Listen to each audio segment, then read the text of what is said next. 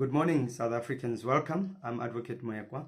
I think it's very important for us, since everybody's talking about the various armed conflicts that are taking place in the global world, either between Russia and Ukraine, and more recently between the State of Israel and Hamas, together, I suppose, with Hezbollah and others, that we start to talk about the reality of war. Because unless we have a realist perspective of war, then we might have a challenge in comprehending or meaningfully understanding what war is and how war must be engaged by states, various defense forces around the world, but also, more importantly, the impact that war has on civilians and civilian property.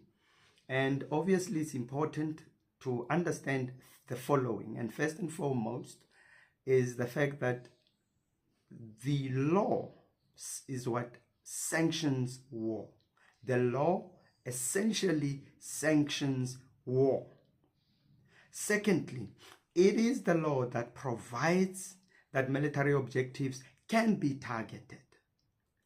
Without a doubt, also, it is clear that it is the law that provides for collateral damage, incidental loss of life, injury to civilians, and destruction to civilian property. The law sanctions collateral damage.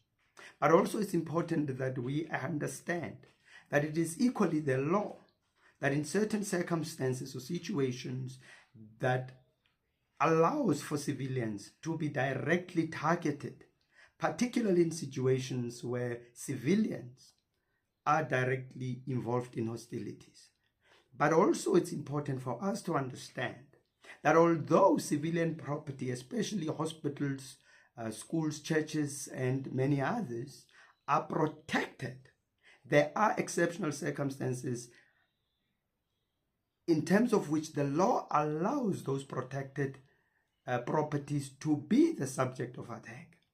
Ladies and gentlemen, this is the reality of war and law, and it is the context in which war crimes must be understood and appreciated.